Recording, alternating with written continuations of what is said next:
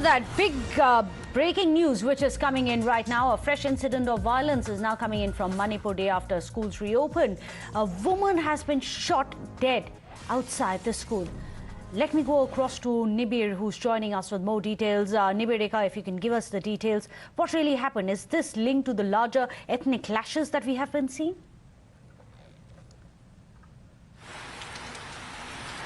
Yes, fresh instances of violence have seen in Imphal West today. A woman has been reportedly shot dead, and so far we are yet to know the identity of the women. However, yesterday, as we know, that the schools had opened and a few of the schools were closed because those schools were part of the relief camps. But today we got to know that this incident happened in front of a school. However, we don't know whether she was heading towards the school or was going towards that area. The police is now investigating the matter. But as things stand, one person has reportedly died in Imphal West in the fresh violence that we have seen today morning.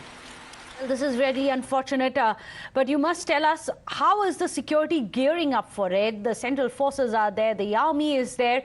Why is it that the spate of violence is not being ebbed out? If you can't control it through the forces, are there outreach programs which are being carried out so that people can be brought on board, at least to the talking table?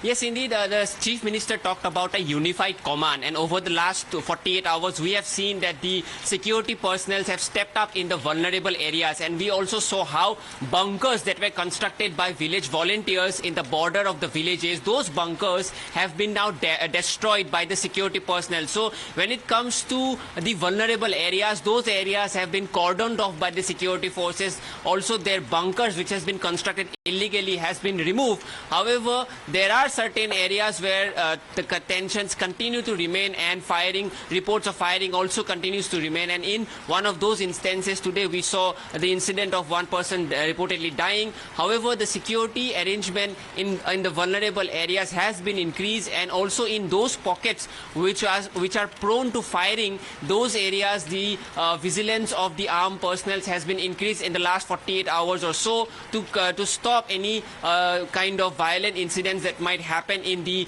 peripheral border areas of the hills and the valley. Back to you. We'll keep tracking the developments on that front. Thank you so much, Nibir, for joining us. Unfortunately, despite the outreach, despite the armed forces being there, despite the uniform command, these kind of violent incidents continue to be reported. But with that, let's move on in the bulletin.